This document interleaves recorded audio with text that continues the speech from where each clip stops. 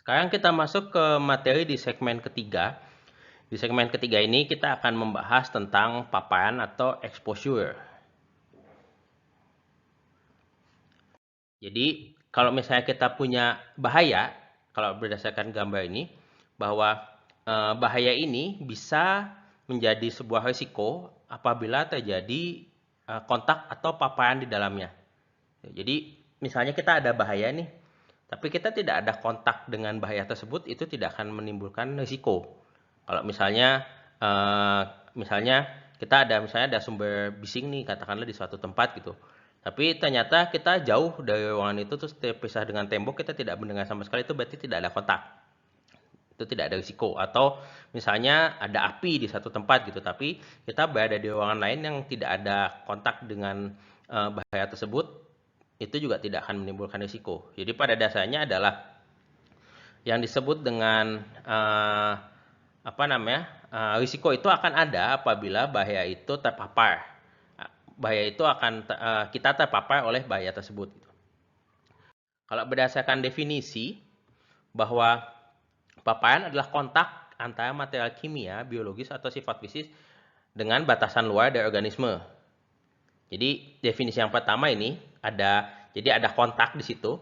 Lalu yang kedua adalah kondisi terpapar atau kontak dengan sesuatu. Jadi dari beberapa definisi ini terkait dengan paparan, kata kuncinya adalah di kontak. Jadi ada kontak dengan sesuatu gitu. Nah, kalau kita lihat paparan itu dipengaruhi oleh 3 hal. Yang pertama adalah konsentrasi, waktu, dan frekuensi. Jadi misalnya kita terpapar oleh asam nih.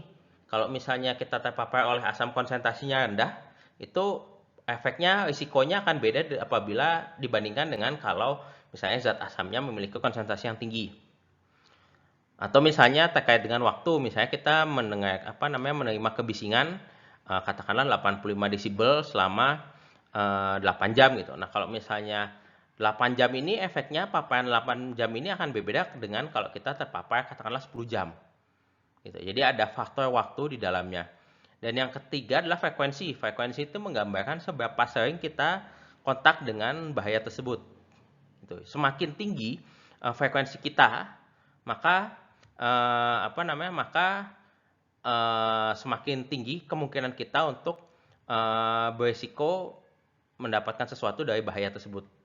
Misalnya kita datang nih ke sebuah tempat pengobatan atau katakanlah tempat pengobatan suatu penyakit gitu. Di situ kan banyak virus, banyak bakteri bertebaran di situ gitu. Kalau misalnya kita datang sekali, 2 kali itu tidak apa-apa gitu. Tapi kalau semakin kita sering ke sana, kemungkinan kita berisiko mendapatkan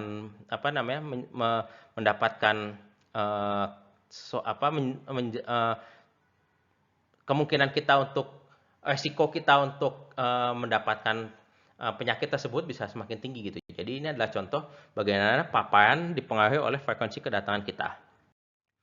Nah, ini contoh lagi nih, contoh paparan gitu. Kalau saya bilang kebisingan, bahwa paparan itu salah satunya adalah biasanya salah satunya digambarkan dengan adanya waktu tertentu gitu. Jadi kalau misalnya kebisingan 85 desibel A selama 8 jam gitu contohnya, atau radiasi 50 microsievert dalam 1 tahun. Nah, ini contoh yang diambil dari aturan kita yang berlaku di kita terkait dengan kadar yang dipersyaratkan diterima gitu. Jadi kita tuh punya yang namanya dosis untuk menerima paparan suatu bahaya.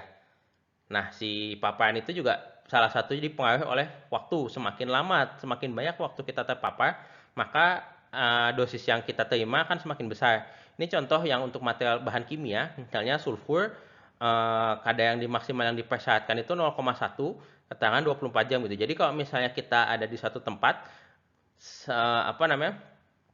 selama 24 jam kita tidak boleh ada nilai tersebut gitu. Jadi memang ada faktor waktu dan ada faktor konsentrasi dalamnya. Ini adalah contoh dari paparan. Itu saja materi terkait dengan paparan. Nanti kita masuk lagi ke segmen selanjutnya. Terima kasih.